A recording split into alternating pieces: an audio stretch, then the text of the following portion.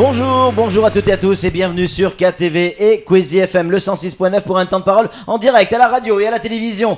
Aujourd'hui avec Laurent Mercier, le patron de La Forêt ici à Mayotte. C'est l'invité de ce temps de parole. Laurent Mercier, bonjour. Oui, bonjour à tous. Merci d'être avec nous sur cette antenne. On va évoquer avec vous déjà l'arrivée, la venue récente du directeur général donc, de l'ONF. Ça veut dire que Mayotte est important pour la direction ?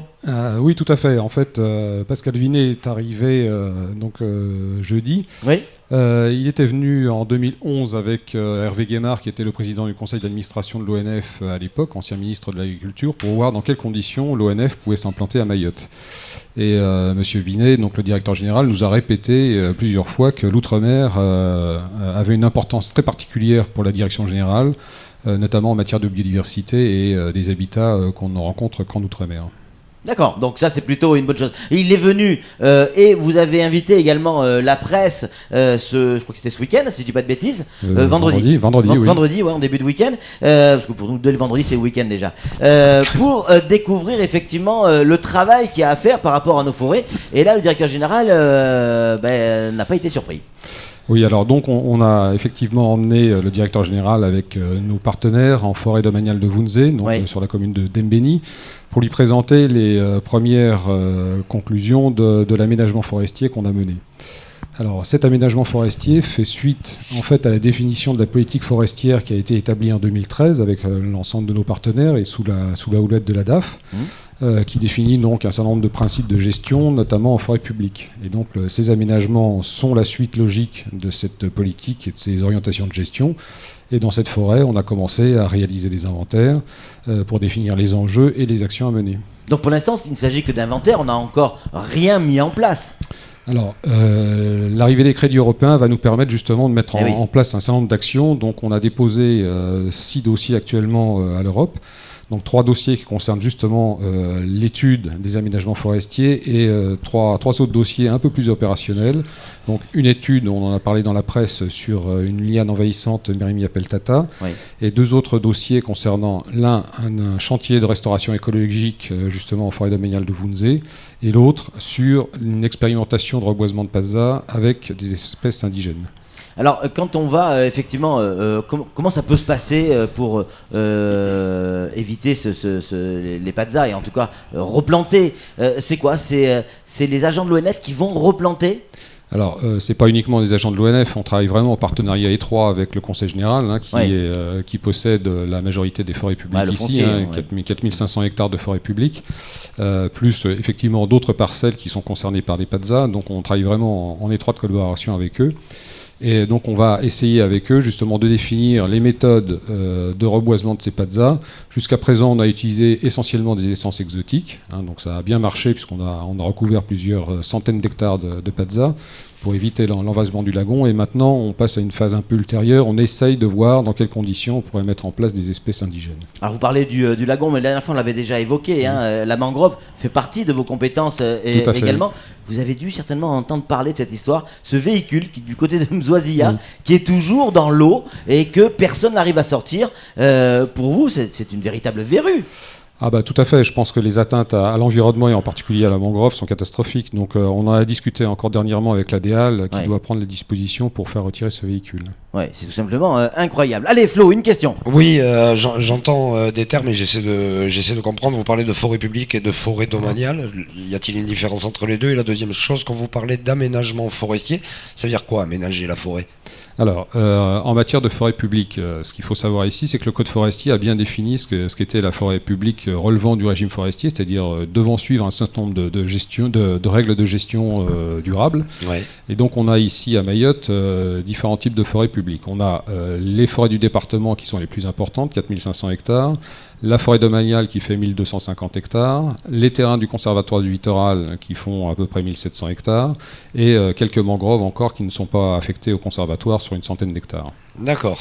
Ah bah, dis donc, c'est précis quand même comme donc truc. Voilà, l'aménagement, il consisterait à quoi alors c'est quoi de l'aménagement forestier ? L'aménagement forestier, en fait, c'est une étude qui part d'une analyse du milieu. Donc, on a conduit dans la forêt domaniale de Vunzé des inventaires très précis et systématiques. On a installé des placettes tous les 150 mètres pour déterminer quelle était la flore, quelle était la structure de la forêt, quels étaient les problèmes qu'on rencontrait à chaque fois.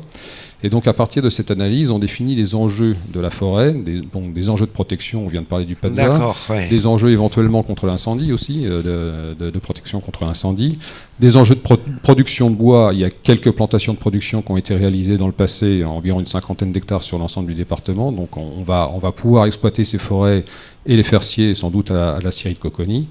Et surtout, ce qui intéresse Mayotte, c'est surtout des enjeux de protection de l'environnement, hein, donc une fonction écologique très importante pour préserver les habitats donc forestiers et donc la faune et la flore, de façon à permettre justement un rétablissement des forêts naturelles. Monsieur, merci. Est-ce qu'on n'est pas en train de sanctuariser nos forêts alors qu'on a envie d'y aller, on a envie de faire des choses? Dans vos projets, on n'a pas entendu parler d'un projet qui consiste non pas vivre dans la forêt, mais la découvrir. Je parle de point de vue, je parle d'endroits où on peut y passer la journée.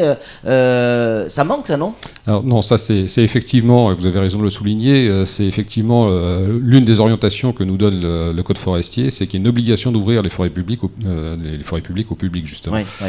Donc on a, dans ces aménagements forestiers, on a toute une politique à développer sur l'accueil du public, hein, les sentiers, les aires d'accueil, l'information, la sensibilisation. Et donc on va mener ça notamment avec les crédits européens dans les années à venir. Donc ça c'est un projet dans une seconde étape. La priorité c'est de savoir dans quel état est notre forêt. Voilà, dans un premier temps, il faut absolument faire des inventaires, savoir de quoi on parle, quels sont les enjeux qui nous concernent en forêt publique et mettre en face les actions destinées à remplir ces enjeux. Alors, concernant cet inventaire, est-ce qu'aujourd'hui, vous êtes en mesure de nous donner, si c'est possible, hein, quelques informations sur l'état de notre forêt ? Alors, la forêt publique en général... de Mayotte, évidemment. Hein. Oui, bien sûr. Ouais. Donc ici, en fait, on a des zones de forêt relictuelle, enfin forêt naturelle ou semi-naturelle, puisque en réalité, toute la forêt est parcourue par des gens qui prélèvent des végétaux ou qui coupent du bois, mais les forêts les mieux conservées concernent à peu près 1000 hectares sur les plus hauts sommets. Ensuite, on a une forêt secondarisée qui date depuis plusieurs siècles, dans différents états. Donc, quand on a des manguerais, donc des peuplements secondarisés à manguiers, on a des chances de pouvoir restaurer la forêt puisqu'on a des forêts très résilientes, c'est-à-dire en capacité de se régénérer naturellement. Et ensuite, on a des forêts secondarisées plutôt dégradées à base d'avocats marrons ou les anciens PADSA, dans lesquels il faut mener des opérations de restauration écologique, des plantations d'espèces indigènes, qui sont un peu plus compliquées à mettre en œuvre. Alors, une question qui vient d'un auditeur, un agriculteur. Oui. Et la place de l'agriculture dans la forêt, on l'entendait, c'est dans l'actualité de la semaine dernière, où les agriculteurs cherchent du terrain, ont besoin de terrain pour pouvoir se développer. Est-ce que c'est incompatible ?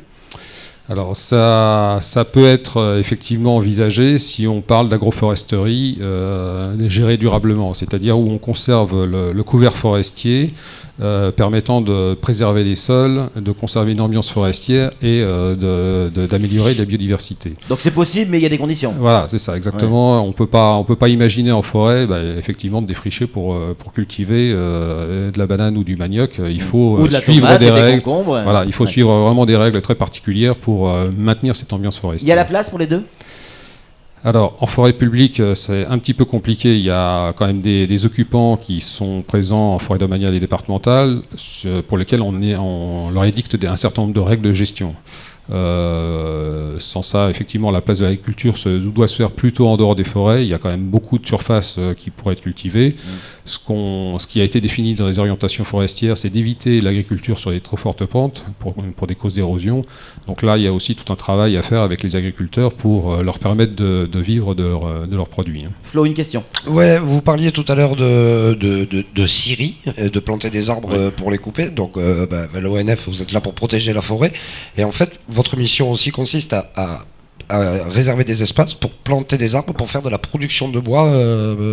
Oui.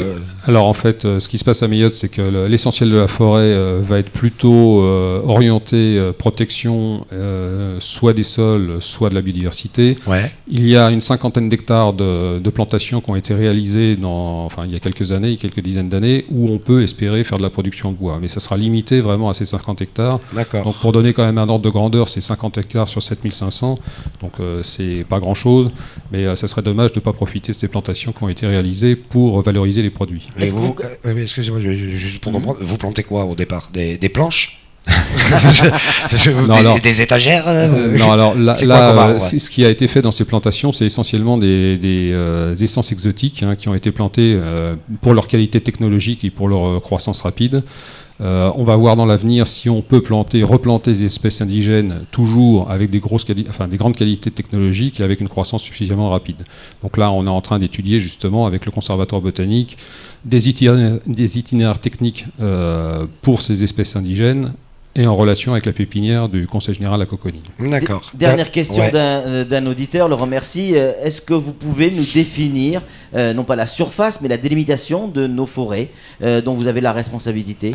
Alors ces forêts, en fait, à part la mangrove dont on a parlé, les terrains du conservatoire qui sont situés tous évidemment sur le littoral, pour l'essentiel, en fait les forêts publiques proviennent de ce qu'on appelait les réserves forestières, qui ont été instituées dans les années 30 et que le gouvernement a mis en place justement pour éviter les problèmes d'érosion. Donc en fait ces forêts publiques sont essentiellement situées sur les monts et crêtes. D'accord, essentiellement. Bon, on aura l'occasion d'en reparler, vous reviendrez nous voir, parce qu'on a évidemment plein de questions à vous poser. Malheureusement, c'est déjà fini pour ce temps de parole. Merci d'être venu sur ce plateau. Allez, tout de suite, la suite de nos programmes.